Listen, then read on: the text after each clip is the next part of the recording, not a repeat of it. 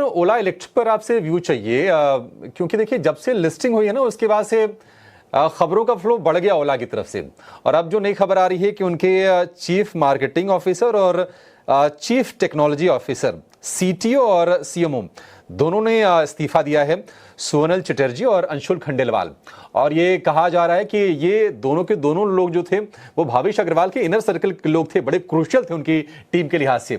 किस तरह से देख रहे हैं इस डेवलपमेंट को और कंपनी के भविष्य को लेकर निवेशकों को कैसे गाइड करेंगे आप? प्रणाम और शुभ प्रभात हमारे तरफ से।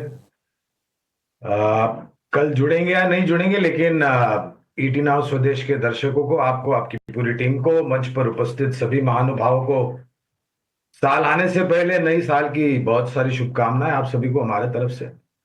और जहां तक ओला इलेक्ट्रिक का सवाल है अभिषेक भाई, हमने आईपीओ के पहले भी हमारे ही चैनल ईटी नाउ स्वदेश पर, और आईपीओ लिस्ट हुआ तभी भी हम आपके साथ थे और उसके पश्चात भी हमने चर्चा की है। हमने स्पष्ट रूप से कहा है कि देखिए, ओला इलेक्ट्रिक के लिए कामकाज को पटरी पर लाना, नुकसान को कम करना, मार्केट शेयर बढ़ाना, और सबसे बड़ी मुसीबत है उपभोक्ता की शिकायतें जहां तक उनके प्रोडक्ट और सर्विस का मामला है।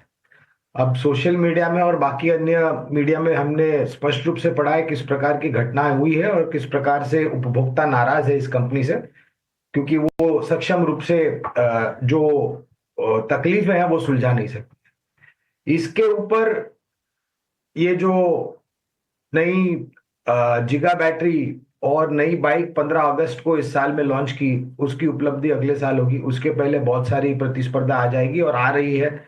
और इस बीच में सीएमओ और सीटीओ के इस्तीफे, जो कि टॉप मैनेजमेंट के करीब माने जा रहे थे, जैसे आप बता रहे थे, तो अनिश्चितता का वातावरण बिल्कुल पैदा होता है। और हमने आईपीओ नोट द्वारा ओला इलेक्ट्रिक में निवेश की राय दी थी लंबी अवधि के लिए, और हमने तब ये भी कहा था कि आपके पास नजरिया कम से कम 2, 2.5, 3 साल का होना चाहिए अगर आपको सक्षम रूप से मुनाफा कमाना है, पहली बात।